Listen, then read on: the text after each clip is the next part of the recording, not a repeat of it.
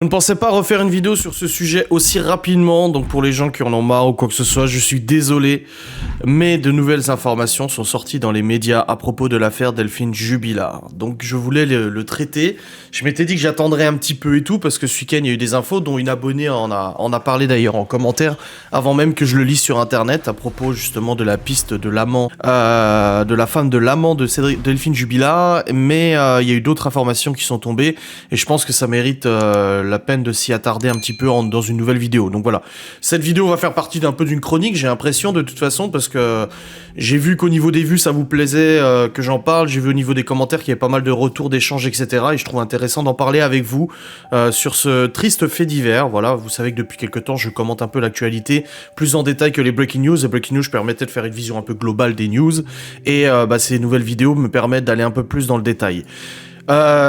C'est assez particulier, je pense qu'il y a des choses à dire. Il y a deux informations qui sont sorties, du coup, une ce matin et une avant ce week-end, juste après que j'ai tourné ma vidéo. Donc si j'avais tourné la vidéo un petit peu plus tard, j'aurais eu la possibilité de l'intégrer dedans. Mais on va y aller, on va commenter du coup ces nouvelles informations. Donc j'y vais. Aucune preuve ne permet de prouver la culpabilité. Près d'un an après la disparition, les enquêteurs explorent toutes les pistes imaginables. Ces dernières semaines, la défense du compagnon mis en examen pour meurtre aggravé sur conjoint se sont intéressés à un nouveau suspect. La compagne de l'amant de l'infirmière. Pourtant, aucun élément tangible ne permet de douter de son innocence, révèle le Parisien le vendredi 10 décembre 2021. Donc ça reflète un peu le commentaire de l'abonné qu'il y a eu en dessous de la vidéo. En novembre, ses avocats...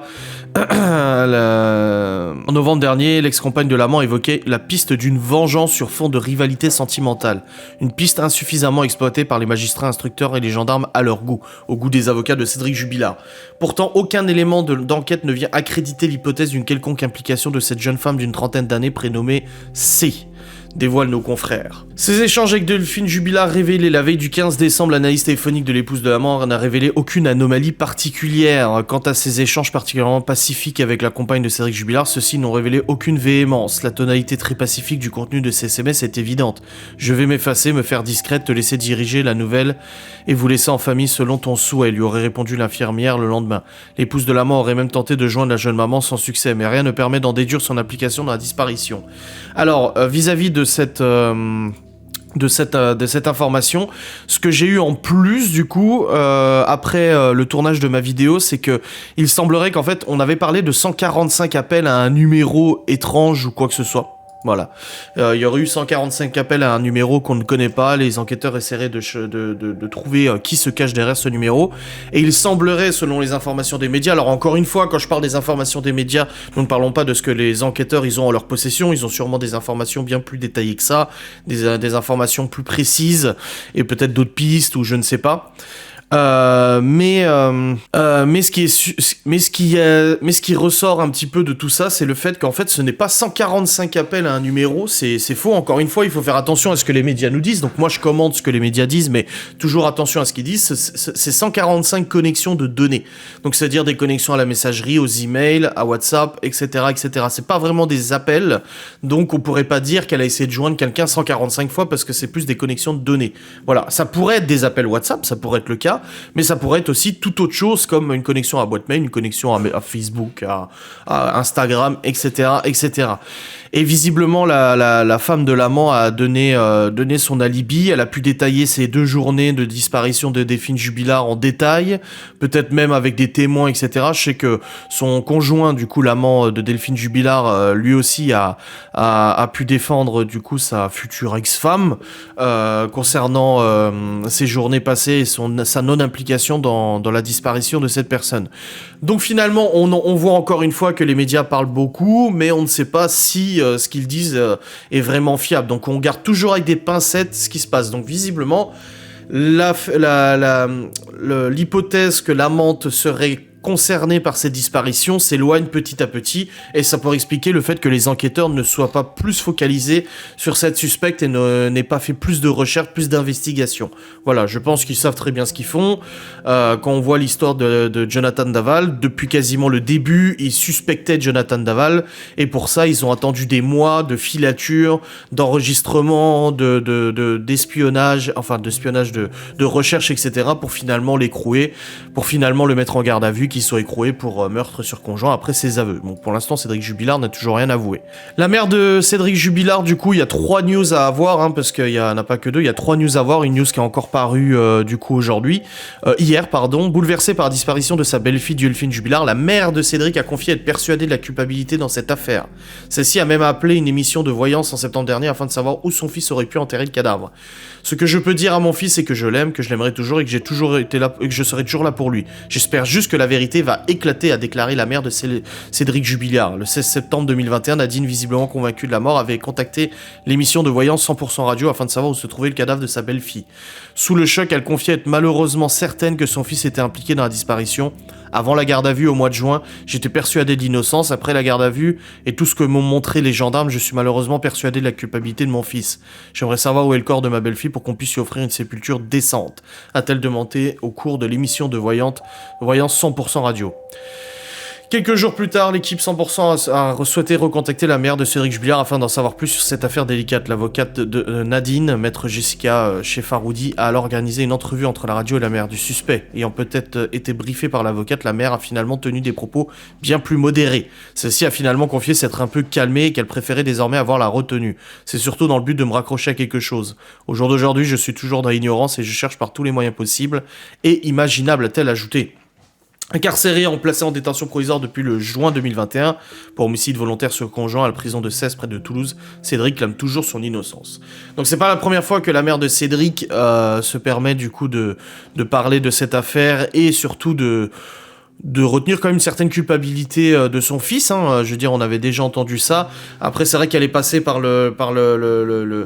par la moulinette des enquêteurs, de la gendarmerie, etc., qui lui ont montré des choses que nous, on ne sait peut-être pas. Encore une fois, il y a peut-être des choses, a peut-être vu des choses qu'on ignore et qui pourraient justement confirmer cette culpabilité.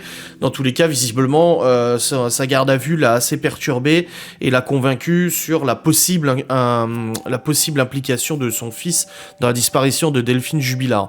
Donc encore une fois, on est vraiment dans le cas où tout laisse à penser que Cédric Jubilard est coupable. Tout. Et on va terminer sur cette dernière news, justement, qui en rajoute encore une couche, même si je vais rester mesuré à peu près sur ce que je lis. 1 an après la disparition, toujours aucune trace de l'infirmière. Le principal suspect de Cédric Jubilard clame son innocence. La semaine dernière, ses avocats ont d'ailleurs de nouveau demandé une remise en liberté. Pourtant, les enquêteurs ont recueilli des éléments troublants, comme cette incroyable écoute téléphonique datée du 16 mai 2021, dont BFM TV a pu prendre connaissance. Enola, la petite sœur de Cédric Jubilard, une lycéenne née en 2005, est alors placée sur écoute. Comme je vous le dis, il y a des choses qu'on ignore, il y a des choses qu'on ne sait pas dans cette enquête. Donc c'est bien c'est bien de commenter les médias et tout ça, mais il faut toujours prendre de la réserve et de la retenue en se disant on ne sait pas tout et les médias se trompent peut-être. Il s'y vante d'avoir commis le crime parfait.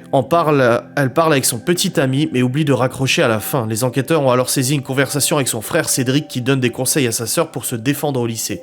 Il s'y vante d'avoir commis le crime parfait. Enola, de toi à moi, je suis le meurtrier parfait pour l'instant. N'oublie pas que j'ai commis le crime parfait si tu as besoin de conseils. Je tue quelqu'un, je le fous dans un lac. Interrogé un mois plus tard, la jeune fille dit ne pas s'en souvenir. Évoque une rigolade, un délire. Ouais, c'est un sujet sur lequel on rigole pas trop quand même. C'est pas la première fois que Cédric Jubilard évoque avec une légèreté la possible mort de la mère de ses enfants. Ainsi, le 21 mars dernier, lors d'une battue, il parle à une participante et se met à la place d'un meurtrier.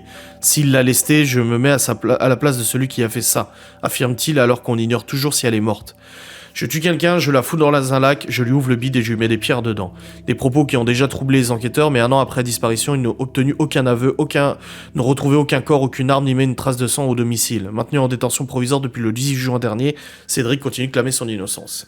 Donc là, on a un mec qui est déjà acculé par tout le monde, qui est acculé par les médias, qui est acculé par la justice populaire, hein, pas la vraie justice, mais même si la vraie justice l'a mis en détention provisoire, et le mec s'en va légèrement, et le mec se permet des petites blagues légères comme ça, en disant que il a fait le crime parfait, que s'il avait été à la place, il aurait fait ça. Il y a 2 hypothèses. soit le mec, il a vraiment un humour noir et se permet de faire cet humour parce qu'il est innocent et il ironise un petit peu des accusations qui sont portées sur lui par un peu tout, surtout. Je pense que c'est surtout la vie populaire qui l'importe, pas les juges et tout ça. Surtout ce que les médias en pensent et ce que les gens en pensent, comme nous qui commentons et tout ça. Et il se permet cette légèreté parce qu'il sait qu'il est innocent et il ironise. Comme moi, j'ironise le fait qu'on me traite de mytho à longueur de journée. Et quand je dis quelque chose, je dis, mais de toute façon, vous vous souvenez très bien, je suis un mytho. Donc j'ai beau dire ce que je veux, de toute façon, c'est forcément un mensonge. Même si là, on est quand même sur un sujet qui est assez tendu, d'autant plus que sa personnalité, de ce qu'on sait, révèle quand même une certaine prétention, une certaine suffisance. Il n'a pas un comportement exemplaire en détention, il se permet d'insulter les surveillants, il se permet d'être très hautain avec toutes les personnes qui croisent et tout ça. Ça a l'air d'être une tête assez dure quand même, Cédric Jubillar. Ça a l'air d'être quelqu'un d'assez provocateur et assez dur dans ses propos et tout. Donc ça ne surprendrait pas qu'il dise ça uniquement par ironie et par humour noir. Maintenant, il y a la deuxième hypothèse, l'hypothèse vraiment d'un psychopathe, d'un sociopathe. Je connais pas trop la différence, hein, je fais pas de psychologie et tout ça, mais l'hypothèse de quelqu'un qui aurait commis en effet ce crime et qui, n'ayant toujours pas été découvert, le corps n'ayant toujours pas été découvert non plus, se permettrait des provocations parce que c'est ce qui l'alimente et ce qui le nourrit. Je me dis que si le mec était vraiment aurait vraiment un problème psychologique, psychiatrique, de là à tuer son épouse, à la cacher, à cacher son corps, à jouer comme ça avec les enquêteurs, à provoquer à droite, à provoquer à gauche, à provoquer au téléphone en disant j'ai commis le crime parfait, etc. Je me dis, si le mec a vraiment un problème psychologique, ça doit le nourrir. Ce genre de comportement et ce genre de propos doivent lui faire quelque chose, doivent peut-être lui faire plaisir, doivent peut-être le motiver dans ses actes, et ça pourrait expliquer qu'il soit aussi provocateur, parce que pour l'instant, le mec, il a toujours pas été inculpé réellement, on a toujours quasi aucune preuve, même s'il y a un gros faisceau visiblement d'éléments concordants, il n'y a pas de preuve, il n'y a pas de corps, il n'y a pas d'arme du crime, il n'y a pas de traces, il n'y a rien en fait. Et du coup, ça pourrait expliquer justement le fait qu'il soit aussi hautain et que peut-être d'une manière ou d'une autre, il aimerait que ça soit enfin découvert.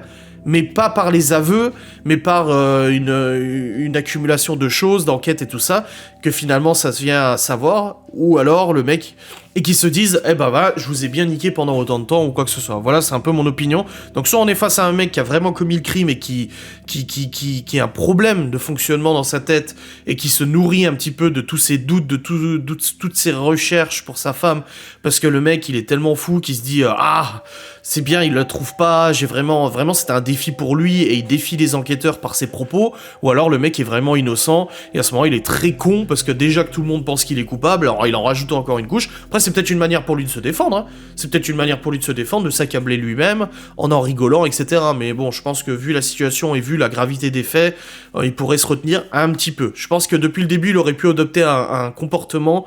Bah après tu me diras, il a toujours été comme ça, il va pas changer pour faire plaisir aux gens, mais il aurait pu adopter un comportement un petit peu plus respectueux. C'est voilà, ce qui me dérange, c'est pas le fait qu'il provoque, c'est que c'est pas respectueux vis-à-vis de l'affaire, c'est pas respectueux vis-à-vis de la disparition de sa femme, etc. Donc c'est un petit peu troublant. Voilà au niveau du point de situation sur l'affaire Jubillar. Je vous ferai d'autres points de situation quand il y aura des nouveaux éléments qui seront sortis. De toute façon, je vous dis, je reste informé et on suit un petit peu tout ça en espérant avoir une conclusion déjà pour la famille de la victime et tout ça, pour retrouver son corps et puis pouvoir faire le deuil convenablement et de l'autre côté pour que la personne qui soit concernée par cette disparition puisse payer aussi de ses actes, hein, bien évidemment.